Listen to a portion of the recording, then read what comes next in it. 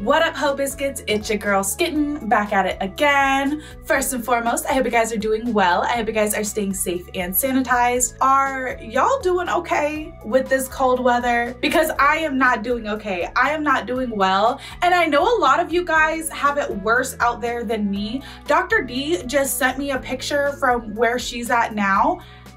Tell me why it's covered in snow.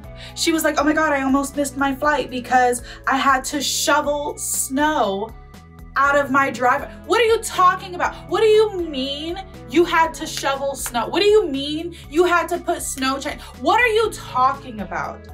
I'm in Vegas. I don't deal with this. Okay, so I know if I'm not okay, y'all are probably not okay. And just know I am so sorry, but let the warmth of my love come through your screen and you do its best to keep you warm. I don't know if my love is strong enough to combat the elements, but we can try, we could see. Anyways, today we are here for the second installment of Extra History's History of England series. We left off in the first episode with King Edward III of England telling everybody, hey yo, I'm about to go take the throne of France. That shit's mine by birthright. Y'all been fucking with us too much. And I'm here to settle the score. So the title of this one is Fire and Swords, and we are going to see how the beginning of the 100 Years' War went down. I am pretty excited to see what this video has in store for us. Super excited to learn the details of a situation that I know like vaguely about, but like I keep telling you guys, my special interest when I was younger was the Tudors, okay? Elizabeth I, Bloody Mary, the Plantagenets, that's who I really cared about. You know, I said the Plantagenets, but I'm talking about like Henry VII and his wife, right? And like how that whole thing linked up. Anyway, the point is, I know a little bit about this, but I don't know a lot, and I'm excited to know more. So without further ado, let's go ahead and get started. Welcome back to the Extra History of England. Once again, this spectacular tale will be told by David Crowther from the History of England podcast. And after last week's episode, Zoe and I have been debating all week on who's going to win this epic showdown between Edward and Philip. I want to know Zoe's opinion. Who does Zoe think is going to win? Tell me. Glad it's piqued your interest. But why didn't you just research the answer yourselves? Well, Zoe not having opposable thumbs is a bit of a page-turning hindrance for one thing. I'm but dead. More importantly, we'd rather hear you tell us what happens Exactly. Well, in that case, you two, allow me to fill you in.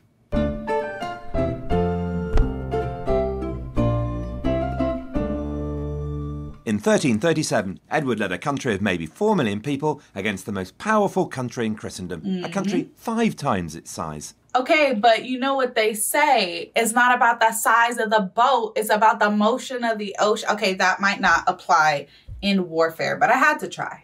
Edward was never to gain a reputation as a stay-at-home kind of lad. He was confident, bullish, aggressive, a warrior. He would bend the world to his will. Edward had a plan. In a letter to the Pope, he wrote, "The best way to avoid the inconveniences of war is to pursue it away from one's own country. It is more sensible for us to fight our notorious enemy in his own realm." Of course. Edward would attack. He would follow the strategy of the chevauchée, a French word for raid on horseback. He would impose what he called fire and sword on the French countryside, marching on a wide 20-mile front, a hideous wave of destruction and death, burning and killing everything in their way. Jesus. His chevauchée would cause enormous economic damage. It would humiliate the opposing Valois King Philip and show Philip's subjects he could not protect them and that they should instead choose Edward as their king. Philip would be forced to come and fight a set battle where Edward was sure he could win, or at least that was the plan. But y'all know, when you make a plan, the universe likes to mess that shit up. So, you got to make a plan for your plan, and then a backup plan for the backup plan, and then an additional plan just in case that backup plan doesn't go exactly according to plan. You feel? Maybe that's just me. Am I the only one who comes up with 5 different backup plans? Okay, my bad. England was small and insignificant, so Edward started by getting himself some big friends, including the Holy Roman Emperor. And the Holy Roman Emperor did not come cheap. But in 1339, Edward could march with his army into France, head held high, banners flying towards glory. In fact, his banners were flying towards humiliation and failure. The Holy Roman Emperor liked his gold very much. he was less enthusiastic about doing anything for it, such as supporting a balmy English loser. So right. He chilled out at home, spent a quiet night in with his gold instead. Edward's campaign of 1339 went nowhere. His useless allies had cost a fortune, and by 1340, Edward had a pile of debt so high he could hang glide off it. See, the Holy Roman Emperor would have to see me. We'd have to get into fisticuffs. None of this like, oh, my army's gonna fight your army. No, take off your armor, okay? Take that shit off. Meet me in the courtyard. We finna mud wrestle. Because what the fuck are you talking about? I drained my treasury for you, and you not finna do nothing? No, that's not how this is gonna be. You gonna get a black eye for this. And he was forced to borrow more and more from Italian banking houses. In Gascony, the war was going badly. Worse, the French took control of the English Channel with a large, well-equipped fleet against which the English could throw up only merchant ships. Edward's councillors, his naval captains and his nobles told him he could not break the French blockade. But Edward was angry and would not listen. He snarled at his council, "I will cross, and you who are frightened where there is no fear, you may stay at home." And so in 1340, the King of England, Edward III, against the advice of all his experts, attacked a navy almost twice his size head-on near the town of Sluys off the coast of Flanders. To the amazement of France and all Christendom, Edward won. 18,000 French sailors lost their lives. Ooh. But while Sluys was a great victory which gave England back control of the English Channel, success on land still seemed a long way away. The only way Edward could get the money he needed to carry on was by Parliament voting him a special tax. So Edward went to Parliament to ask for the money, but Parliament was tired of the expense of Edward's war and refused. But Edward would not give up. In 2 small battles in Brittany, the English achieved stunning victories against absurd odds. Edward had 2 advantages. The first was aggression and superior leadership. Edward was lucky to gather around him captains of extraordinary ability.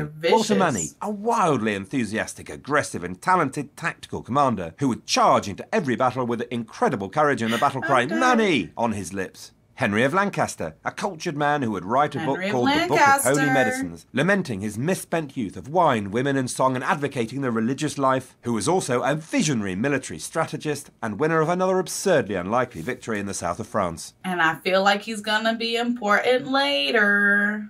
Captal de Buch, a Gascon, was the leading cavalry commander of his age. Together, these men around Edward would make history. The second was that the English had taken the rulebook of medieval military tactics, torn it into tiny little pieces, rewritten the rules, stamped on the tiny pieces of the old rules, ground them into the mud, and danced on them. Every medieval army knew the battles were won by heavily armoured, chivalric, aristocratic knights who sat on horseback and who, by the sheer weight of their charge, irresistibly smashed through any opposition. But Edward made English knights fight on foot. They did not charge. They waited for their enemy to attack them. Archers were set on the flanks and between the units of knights. All other European armies used the crossbow because it needed little skill, so anybody could be trained to use it. English and Welsh archers were armed with the deadly longbow. The longbow was a 6-foot bow of yew, massively difficult to draw and requiring a life of training from boyhood to use effectively. Handily, that's exactly what they had, since in all the villages and towns, fathers and sons practiced every week. The longbow had a longer range than the crossbow, hit like a truck, and could penetrate all but the best plate armour. It had a much faster rate of fire than a crossbow. Each longbow could fire a deadly storm of 6 arrows a minute. That sounds crazy. That sounds like they were raining death on these people. Edward would teach the French that the most powerful weapon on the battlefield was a lightly armoured, low-born peasant. But Edward's cause looked lost. His debts were so massive that he defaulted, sending 2 Italian banking houses into bankruptcy. Oof. England had now been fighting for 8 years and had very little to show for it, and Edward could find no one to lend him money. Worse still, in 1346, King Philip of France gathered a massive army and prepared to drive the English out of France once and for all. So Edward did the only sane and rational thing when broke and massively outnumbered. He spent every last penny he had, raised an army, and invaded. He landed in Normandy with a small army and a plan. He would burn and destroy French countryside as he marched north towards Flanders, pulling Philip behind him. And then he'd join up with the Flemish army and with the combined army turn, fight and destroy the French in battle. But as he marched north, he was in danger of being trapped by the rivers before he could meet the army of Flanders, and it was critical that Edward found a way over the River Somme. Desperately the English marched, the French snapping at their heels. Again and again the fords and bridges were held against them. And then one night, as the French were closing in, they found an Englishman living in France, and he told them of a secret ford marked by a white stone. It was called Blanche Tac. In the dead of night, the English slipped over the ford and were away. But the next day, disaster. The army of Flanders were not coming. They said, hell nah, bro, you suck. We're not allying ourselves with you. This is crazy. Everything is working against this man. I'm so sorry, buddy. To do now was stay disaster. The army of Flanders were not coming. The only reasonable thing to do now was to run for the coast, England, and safety. You're not finna do but that. Edward didn't like to do the reasonable thing, and so at a place called Cressy, without the Flemish, he turned his army to face the French. It was time to fight. To his son and heir, the 16-year-old Edward, known to history as the Black Prince, he gave command of the left wing. As Philip marched his army towards Cressy, the roads were lined with French shouting, "Kill! Kill!" On the 26th of August, 1346, Philip's army drew near the English force. The French were strung out for miles. Philip's best commanders advised caution: put on those comfy Jim Jams the Queen gave you last Christmas, don the royal slippers, get a good night's snooze and let everyone catch up, then drown the English in a river of their own blood after a light breakfast. But Philip looked at the puny English army, now less than 1/3 his size. He looked at the contemptible English peasants and their bows. He heard the cries of kill in his ears, and he ordered the attack. A wave of crossbowmen came forward to soften the English up with thousands of bolts. But before they could get in range, the English bent, drew, fired, and unleashed a storm. The crossbowmen ran or died. Furious, Philip ordered the cream of French chivalry to attack. As they thundered towards the English lines, they brutally cut down any of their own crossbowmen in the way, and the flower of French chivalry started to die. Not you killing your own... What? Not the friendly fire? I had no idea about that. What? Even where the finest armour protected them, horses were vulnerable, and the chaos and screams of men and horses as the arrows struck home was terrible. Between waves of attacks, English and Welsh archers sprinted into the field, retrieved arrows, and thrust daggers into the exposed eyes or necks of the helpless fallen French knights. But the courage of the French was undeniable. The blind King John of Bohemia ordered 2 of his companions to tie their horses to his and lead him into the fray. The 3 were found at the end still linked together in death. Despite horrible losses, through sheer courage and weight of numbers, many French knights did make it to the English lines. Finally, there they could crush their tormentors. But the tiny contingent of English knights would not break. At one point, the young Black Prince was so hard-pressed that one of his commanders begged Edward to send reinforcements. Edward turned to his good parenting guide, teaching self-reliance section. Tell my son this is his chance to win his spurs. The Black Prince was on his own, and the Black Prince did not break. Eventually, Edward knew it was time to finish this. As the massive French army milled in shock and chaos and pain and confusion, the English knights mounted their horses and levelled their lances. And now it's finally time. Let's go. And Europe reeled with shock at the news that the flower of Christendom lay dead in a field of blood, slaughtered by English peasants. I love it. I love a good underdog story, okay? That's how I became a fan of the Seahawks years and years and years ago when we were watching some game. I don't remember which one, to be honest. This was a long time ago. This was before they won their Super Bowl, okay? And my husband was like, oh, the Seahawks are never gonna win. There's no way for them to win. And I was like, well, just for that, I want them to win. And then they did. And then it's the same season that they won their Super Bowl, but I didn't know nothing about football. So I'm like not technically a bandwagoner because I started liking them that season, not the season after. Anyway, the point is I love a good underdog story and I love when it works out. This is a little different because like hella people died, right? So it's not really akin to a football game, but still same sentiment is there. I love it. I think it was great. What was it wise? No. Right? But when have people in power ever actually really and truly been wise? Right? Anyway, I'm really enjoying this series. The narration is top notch and you know, I always love the art style, which is somehow like so cute, but still manages to convey like the brutality and reality of what was going on. You know what I mean?